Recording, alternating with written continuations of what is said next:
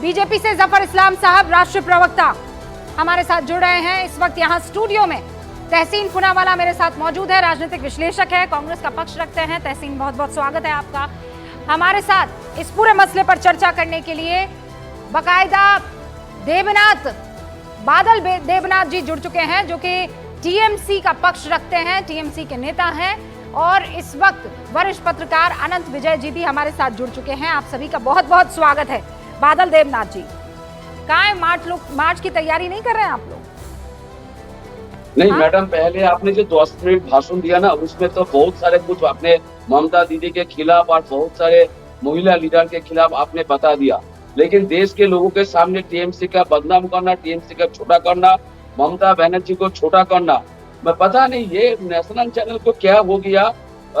ममता बनर्जी को छोटा करना, सभी को, बंगाल को छोटा करना, यही नेशनल का काम है।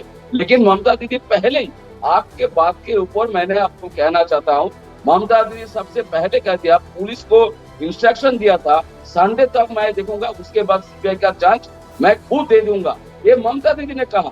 लेकिन उसके एक दिन पहले हाईकोर्ट ने राय दे दिया सीबीआई जांच चाहिए। बिल्कुल हम लोग तो भी चाहते थे इसका सीबीआई जांच होना चाहिए। लेकिन मैडम, जो हुआ, जिस कारण में जो एक महिला डॉक्टर को जैसे रेप किया, मारपीट किया, ये तो पूरे बंगाल के माँ बहन का सबका बदनाम हुआ। सारे देश में जो जिस राज्य में, जिस जिला में ऐसे होता है, महिला को ऊपर अत्याचार होता है, इसका तो पूरा देश का बदनाम होता है। कौन इसको बादल देबनाथ जी, घटना कब की है? सुन लिया मैंने आपके भाषण को। घटना कब की है? क्या दिखाना चाहते हैं आप, बताइए। घटना कब की है, तारीख बताइए। 6 दिन हुआ, 9 तारीख की घटना है। आज छोटा दिन चल रहा है। कितना टाइम चाहिए आपको सीबीआई जांच के लिए? कितना टाइम चाहिए? क्यों 13 तारीख को कोर्ट को कहना पड़ता है?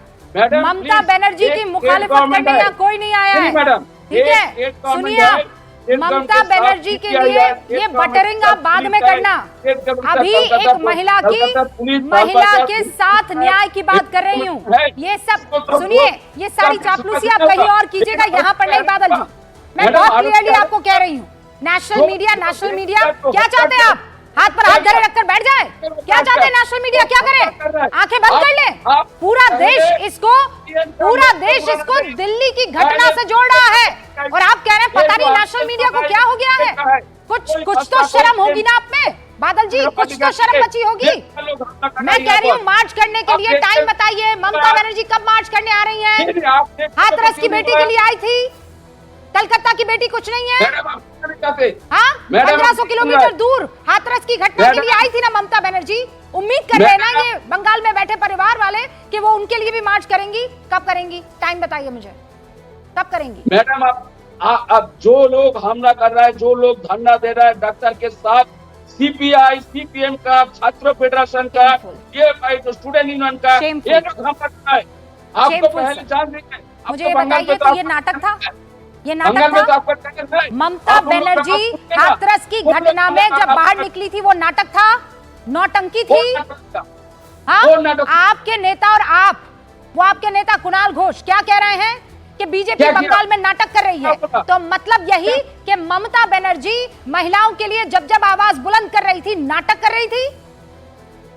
नहीं, ममता बनर्जी नाटक कर रही है। क्यों? कौन बोला है? कुणाल घोष ऐसा कोई नहीं दिया। नहीं, तो आप क्यों कह रहे हैं अभी कि टीएमसी? नहीं, आप क्यों कह रहे हैं कि सीपीआई वाले नाटक कर रहे हैं? क्यों कह रहे हैं? आपके घोष बाबू क्यों कह रहे हैं कि नाटक कर रहे हैं? नहीं, आप झूठ मत बोलिए मैडम। मैं झूठ नहीं बोलती हूँ सर, मैं सोच समझ के बोलती हूँ। मैं झूठ नहीं बोलती हूँ, मैं फैक्ट्स पर बात करती हूँ। मैं इधर उधर की बातें नहीं करती हूँ। मुझे यहाँ बैठकर किसी की चापलूसी नहीं करनी है, मुझे किसी को खुश नहीं करना है। मैं सीधी और सपाट बात कर रही हूँ, समझ गए आप? सीधी और सपाट बात कर रही हूँ। आप ही के घोष बाबू हैं जो कह रहे हैं कि बीजेपी आकर नाटक कर रही है। तो मैं कह रही हूँ, जब महिलाओं के खिलाफ अपराध पर कोई आवाज बुलंद करेगा तो वो नाटक कर रहा है। यानी ममता बनर्जी हाथरस पर अगर मार्च कर रही थी तो नाटक कर रही थी। कर रहा है भाजपा नौटंकी। मैं भी बोल रहा हूँ, ये नौटंकी का जगह नहीं है। नौटंकी। तहसीन पुनावाला, आई एम श्योर इस मसले पर आपने कभी कोई राजनीति नहीं की है, और इस बार भी आपसे यही उम्मीद कर रही है। नाटक कर रहे हैं ये सब, ये जफर इस्लाम, इनकी पार्टी वहां सड़कों पर निकल आए हैं, ये नाटक कर रहे हैं? बिल्कुल नहीं। बहुत इंपॉर्टेंट सवाल पूछने चाहिए। नंबर 1, रूबिका जी, एक महिला जो गवर्नमेंट सर्वेंट थी, उसका एक गवर्नमेंट एम्प्लॉय ने रेप किया।